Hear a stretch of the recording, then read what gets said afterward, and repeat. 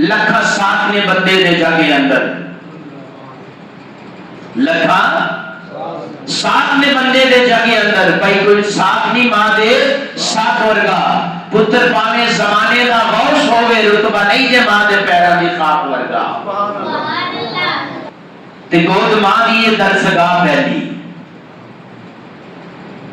دیکھنے تم سمجھ آتی ہے، گود ماں دی یہ درسگاہ پہلی، اے تو زندگی دا نصب العین بندا، اے تو داتا خواجہ فرید بن گئے دکھی دلان دے واسطے چہر بندا، تے ماں دے ہوئے شرم و حیا کی پیکر، پھر پتر کی غوث ثقلین بندا، تے ماں دے ہوئے خاتون جنت طاہر، پھر پتر کی سخی حسین بندا۔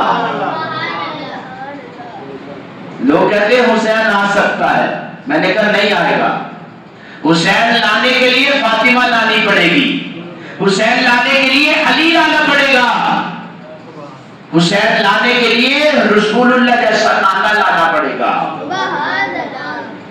سامعین و حاضرین، وہ بایزید بسطامی سلطان العارفین اولیاء اعظام کے بہت بلند پایا درجے کے اور ولی سلطان العارفین حضرت بایزید بسطامی رحمت اللہ تعالی علیہ، سردیوں کی رات، وہ 12-14-16 گھنٹے کی رات،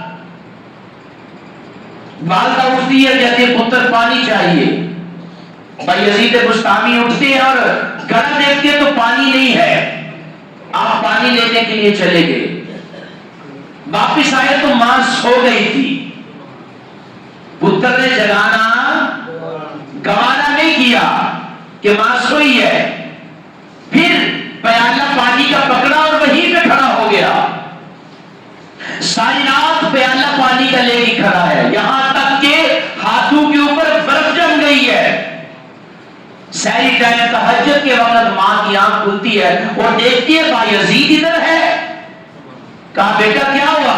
کہا اما جان آپ نے رات کو پانی مانگا تھا، بیٹا اٹھا لیتی، تم اٹھا دیتے مجھے، فرمایا امی جان آپ کی آرام میں خلل آ جانا تھا، فرمایا بیٹا رات کے سو جاتے، امی جان دوبارہ اگر آپ کی آنکھ کھلتی اور پانی مانگتی تو نہ پاتی تو پھر اسی وقت تہجد کے وقت ماں نے یہ ہاتھ اٹھائے ہیں، سوچے تو صحیح نہ یار، ماں نے یہ ہاتھ اٹھائے ہیں اور رب کی بارگاہ میں عرض کی ہے یا اللہ میرے پتر کو وہ مقام دینا جو کسی کو نہیں عطا کیا، تو رب کائنات نے سلطان العارفین بنایا، اس وقت کے اولیاء اکرام کا بہت بڑا بادشاہ ان کو بنا دیا، اور فرمایا حضرت بایزید بسطامی رحمت اللہ تعالی فرماتے ہیں خدا کی قسم جو ریاستیں اور مجاہدے کر کے مقام پانا چاہتا تھا وہ نہیں پا سکا جو میری ماں کی خدمت کی وجہ سے رب نے مجھے عطا فرما دیا۔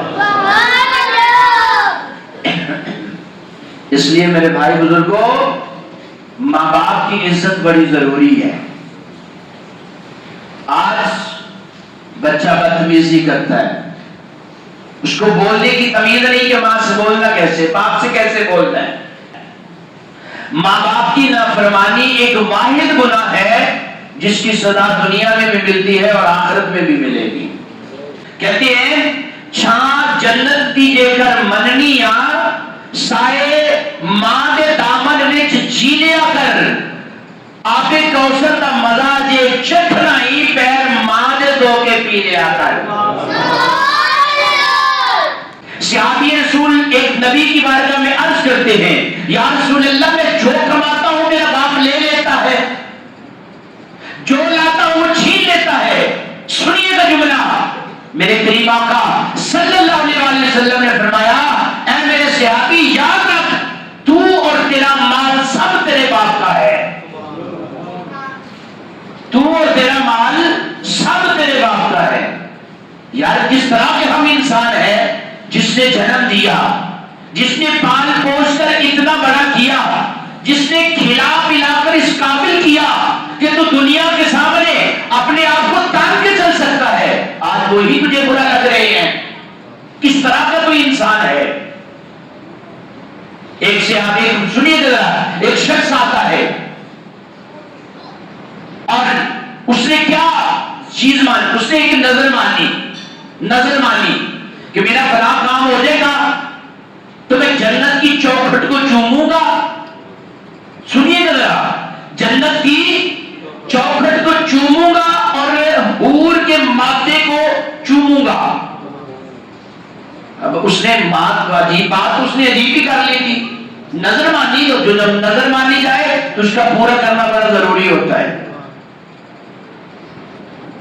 تو جب اس کی وہ منت پوری ہو گئی تب رسول اللہ کی بارگاہ میں عرض کرتا ہے، یا رسول اللہ، نظر مانی تھی کہ میں جنت کی چوکھٹ کو چوموں گا اور حور کی ماتھے کا بوسہ لوں گا، تو یا رسول اللہ میں کیسے پورا کروں اس کو؟ فرمایا تیرے والدین ہیں؟ کہا جی آقا ہے.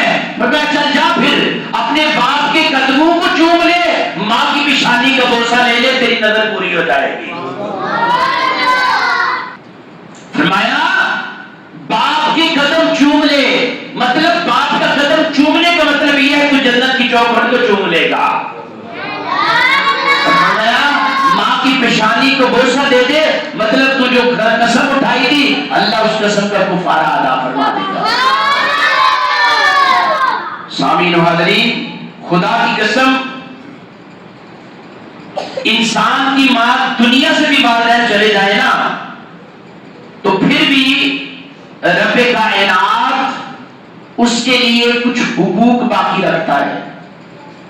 حضرت صحابی رسول ہیں ابی ربی سعدی رضی اللہ تعالیٰ عنہ، عرض کرتے ہیں یا رسول اللہ اگر والدین چلے جائیں تو کچھ کرنا ہے باقی؟ فرمایا بالکل ہے. کیا یا رسول اللہ کیا کرے؟ فرمایا سب سے پہلا عمل یہ کرنا ان کی نماز جنازہ، خود پڑھا سکتے ہو تو پڑھاؤ، نہیں تو نماز جنازہ پڑھو ضرور. لیکن افسوس کی بات یہ میرے بھائی، اچانک ذہن میں آگے کر دینا چاہتا ہوں، ماں کا جنازہ اٹھایا ہوتا ہے لوگوں نے، بیٹا آگے آگے چل رہا ہوتا ہے یا پیچھے پیچھے چل رہا ہوتا ہے. تو کیوں نہیں اٹھا رہا بھائی؟ قبر میں اتارنے کے لیے اور لوگ ہوتے ہیں، پتر بار کھڑا ہوتا ہے، اتنی سی مٹی کی ڈیلی پکڑ کے بس پھینک دیتا ہے اوپر. وہ خدا کے بندے، جس نے تجھے جنم دیا یہ اس کا صلہ دے رہا ہے. تو 9 مہینے پیٹ میں رکھے اس نے، اس ماں نے 9 مہینے پیٹ میں رکھا ہے کہ جس کے قدموں میں رب نے جنت رکھی ہوئی ہے. تو سامعین و حاضرین، فرمایا پہلی چیز جو تو نے کرنی ہے ان کے جانے کے بعد نماز جنازہ پڑھو. پھر فرمایا دوسری چیز ان کے لیے مغفرت کی دعا کرو. کیا کرو؟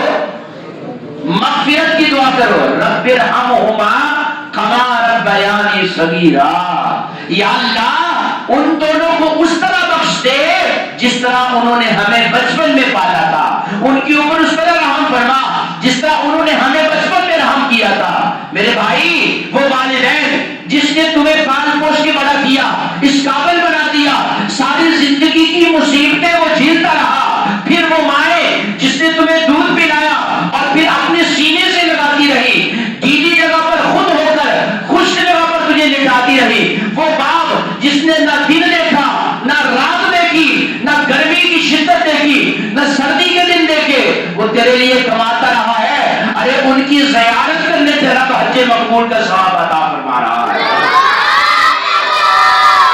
چھوٹی بات ہے، 14 لاکھ روپیہ لگاؤ، پتہ نہیں قبول ہونا ہے کہ نہیں ہونا. خانہ کعبہ کا طواف کرا ہو، حجر اسود کا بوسہ لے آؤ، صفا مروہ کے سعی میں گھوم آؤ، دیگر معاملات زندگی ادھر سے کر کے آ جاؤ، نبی کے روضے اقدس کے ہو جاؤ، لیکن پتہ نہیں قبول ہونا کہ نہیں. میرے آقا فرماتے ہیں اگر تو نے حج مقبول کا ثواب لینا ہے، صبح اٹھتے ہی اپنی ماں یا باپ کے چہرے کی زیارت کر لے، رب تجھے حج کا ثواب عطا فرما دے گا.